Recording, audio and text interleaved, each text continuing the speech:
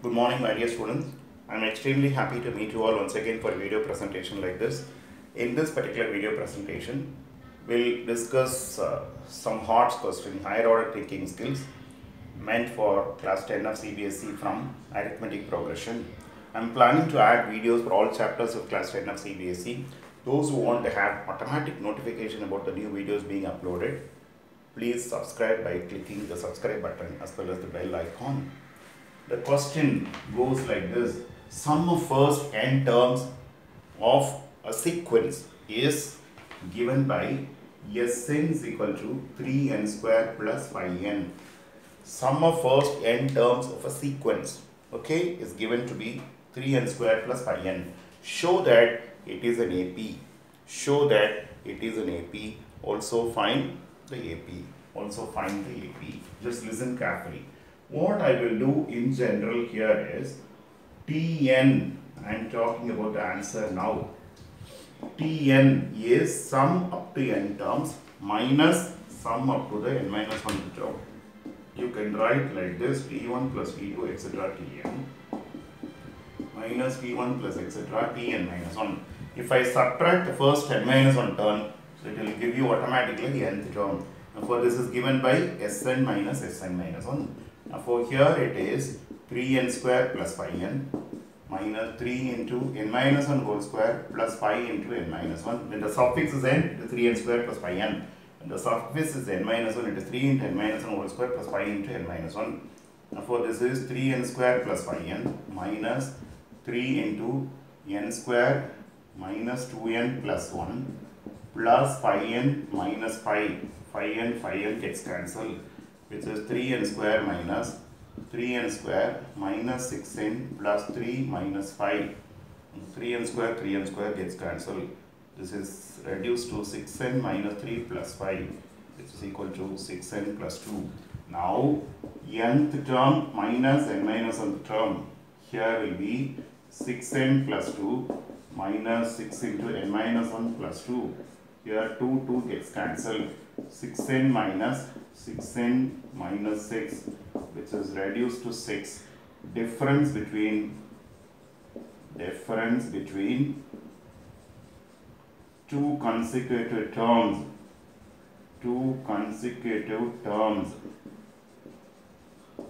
is a constant. Therefore, the sequence is an AP. Now, here I mean to say first term is Sn is nothing but T1, which is anyway 3 plus 5, 8. The AP will be 8 plus 6, 14, 14 plus 6, 20, etc. This is my AP. Let me just explain everything quickly. Sum of first n terms of a sequence. I won't call it as AP because I am going to prove at the end that it's going to be an AP. Is 3n square plus 5n. It is only a sequence. Show that the sequence forms an AP. Also find the AP. Tn can be written as T1 plus T2 plus etc. Tn minus T1 plus T2 etc. Tn minus 1. T1 gets cancelled, T2 gets cancelled, up to Tn minus 1, everything gets cancelled. This is by notation Sn. This is by notation Sn minus 1. Sn is given as 3n square plus 5n. Therefore, Sn minus 1 will be 3 into n minus 1 whole square plus 5 into n minus 1. When the suffix is n, 3n square plus 5n. When the suffix is n minus 1, 3 into n minus 1 whole square plus 5 into n minus 1 is as equal as functional values which you are going to learn anyway in higher mathematics. Now, for 3n square plus 5n minus 3 into n square minus 2n plus 1 plus 5n minus 5. 5n gets cancelled. 3n square minus, this is 3n square minus 6n plus 3 minus 5. This much is only in brackets. 3n square gets cancelled. 6n minus 3 plus 5 gets reduced to 6n plus 2. This is not enough.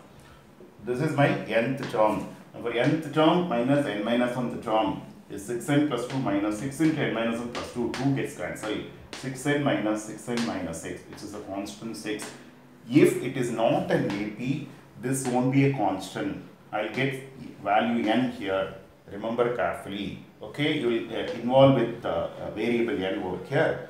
Okay, difference between two consecutive terms is a constant. Therefore, sequence here sequence with nth terms also is an AP.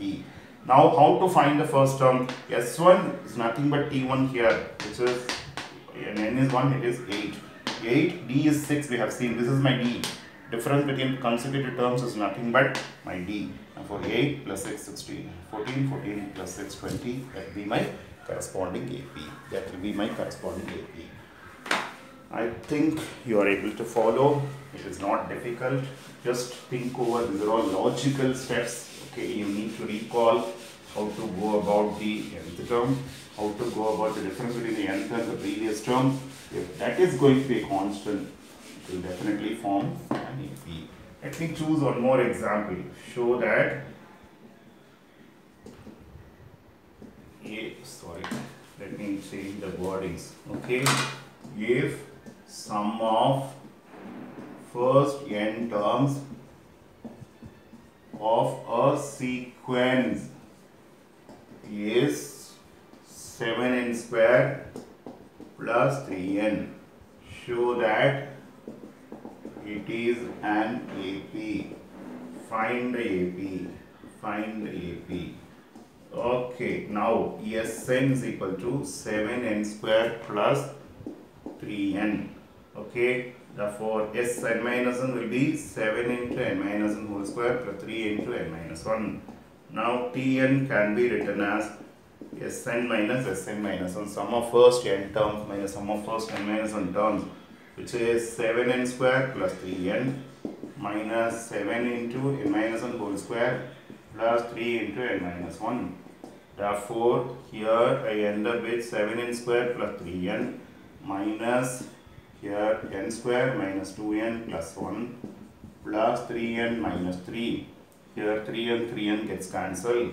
This is 7n square minus 7n square minus 14n plus 7 minus 3. Are you able to follow? 7n square gets cancelled. It is 14n minus 7 plus 3, which is reduced to 14n minus 4. 14n minus 4. Okay, now Tn minus Tn minus 1, let me try, which is 14n minus 4 minus 14 into n minus 1 minus 4. 4 gets cancelled. It is 14n minus 14n minus 14, which is reduced to 14. Now difference between two consecutive terms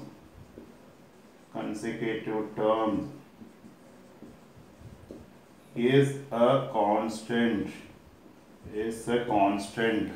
Okay, that's the real meaning of an AP. Okay, therefore the sequence is an AP. Okay, and of course S1 is the same as T1, which is 7 plus 3 is equal to 10. The AP will be, AP is 10, 10 plus 14 is 24, 24 plus 13 is 8, 38, etc. Let me just explain once again. Sn is 7n square plus 3n. Sn minus n 7 10 minus n whole square plus 3 into n minus 1. Nth term is sum up the n terms minus sum up the n minus 1 terms. 7n square plus 3n minus 7 into n minus n whole square plus 3 into n minus 1. 7n square plus 3n minus 7 into n square minus 2n plus 1 plus 3n minus 3. 3n gets cancelled. 7n square minus in bracket 7n square. I made a mistake here.